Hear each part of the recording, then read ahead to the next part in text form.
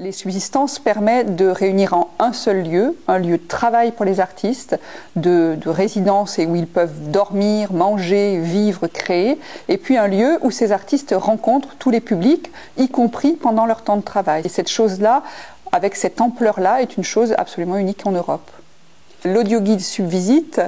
nous l'avons créé en ayant une réflexion autour à la fois de la chance de vivre dans ces bâtiments qui sont des bâtiments absolument magnifiques, qui sont pour une partie du XVIIe siècle et d'une autre partie du XIXe siècle, et puis autour de ce projet qui est d'essayer d'ouvrir toute cette création contemporaine au plus large public. Donc on a eu envie de jumeler la visite du patrimoine avec de jeunes artistes. C'est une sorte de site web mobile que tout un chacun peut avoir sur son téléphone portable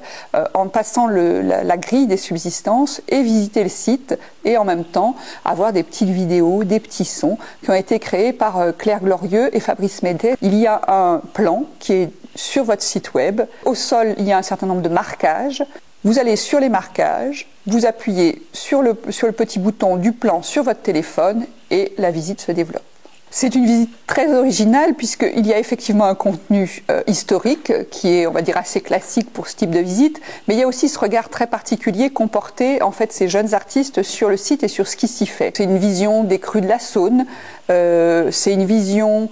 par exemple des arbres de la cour, et puis d'autre part ils ont proposé à un certain nombre de personnes qui travaillent dans le lieu, qui sont entre autres un technicien qui connaît beaucoup d'anecdotes, de nous faire rentrer dans des lieux qui sont fermés quand on est en visite extérieure des bâtiments. Ce qu'on apprend par exemple, c'est l'histoire de ce bâtiment qui est le couvent en fait, qui s'appelait Sainte-Marie des Chênes. Il y avait une sœur supérieure qui s'appelait sœur Sépharique d'Honorati et qui n'avait plus assez d'argent pour pouvoir permettre à ce couvent de se développer. Et du coup, en visitant ce bâtiment, on se rend compte qu'il est assez irrégulier par endroits, et c'est simplement parce que notre sœur Sépharique a fait elle-même l'architecte,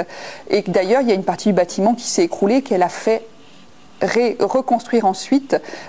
avec ses grands talents d'architecte. L'idée de cet audioguide, c'est de permettre à tout le monde d'aller visiter le château à partir du moment où on a un téléphone portable, une tablette à l'accueil, de façon à ce que ce lieu soit le plus ouvert possible et qu'on se rende compte que finalement les spectacles ils sont accessibles à tous à partir du moment où on a envie d'ouvrir ses yeux, ses oreilles